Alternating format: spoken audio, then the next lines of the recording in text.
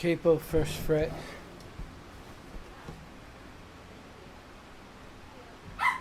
It's a C with the 5th string on the 3rd fret. Oh, I'm sorry, on the 6th string.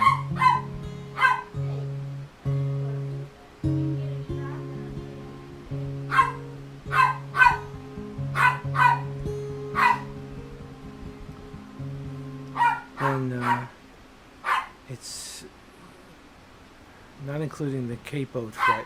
It's the 2nd string, 2nd fret, 3rd string, 3rd fret, and then